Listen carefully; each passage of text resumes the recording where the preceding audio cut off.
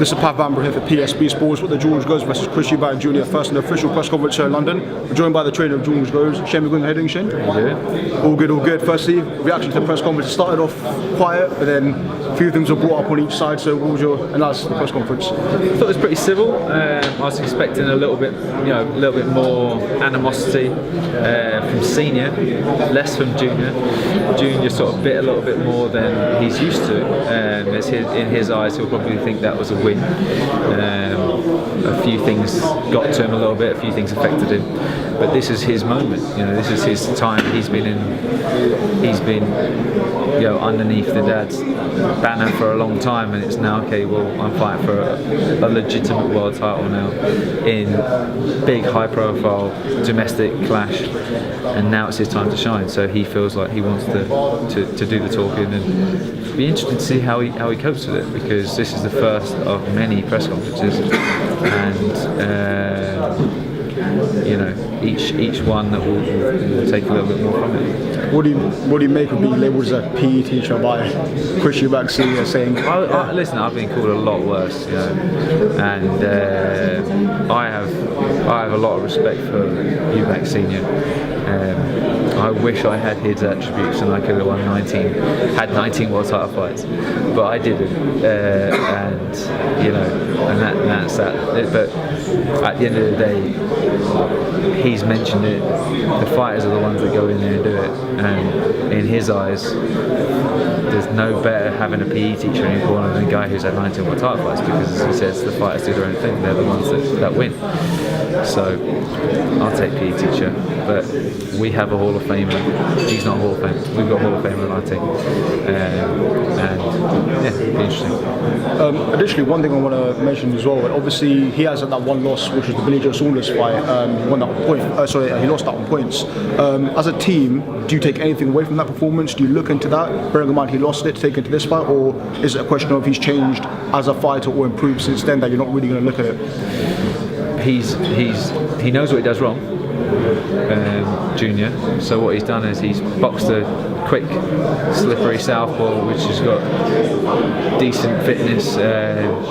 Not a puncher, but he's quick and frustrating. So what he's done after that is he's not fought a boxer since then, a guy who's a good mover, and he's decided to move up to super middleweight because he believes he's inherited his dad's chin, which he has. And he believes he can hold a great shot, and if he goes up to super middleweight, they punch a fraction harder, but they're slower, they're that fraction slower, so he understands that he has to be the quicker man in it. That's why he's moved up to super middleweight. The difference between George is, if you look at them and you say, okay, throw 10 uppercuts at the same time, Eubank will finish first, but Eubank doesn't know how to adjust the distance like George goes. George boxed as an international, as an amateur, gave him that foundation. Look at his feet, he's great at making people fall short, miss, overreach, and when you're a combination puncher like Chris Eubank Jr., when you miss with a first shot, do you throw that next shot, or do you just try and get that little bit closer, get a tiny bit closer, edge closer, and then start your combinations again? If you look at Jamie Cox, he was the same thing. He sort of jab until he got in the right position, and let 10 punches go in 2 or 3 phases. And Eubank's he's similar. He's a lot better than a lot more rounded than Cox, but he is a combination puncher. And once he throws that first shot and he misses, and then he gets hit with a hard shot, because he hasn't fought anyone really that's punched back at super middleweight.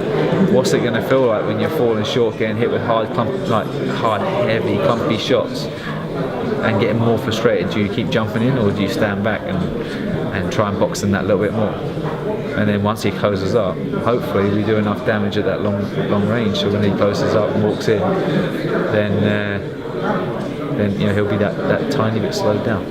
I know it's early to ask you this, but predictions. I mean, I know it's like I said, it is early, but I know you've got a tough camp ahead of you. But predictions for fight night?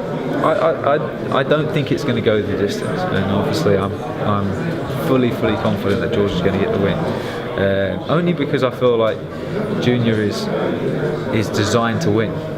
So the more he loses early on, he's not going to make that same mistake they lost against with that loss against Billy Joe Saunders. That putting the heat on that little bit too late. After 3 or 4 rounds when he's losing, and then he starts putting the pressure on, that might he's going to be walking into hard, heavy shots.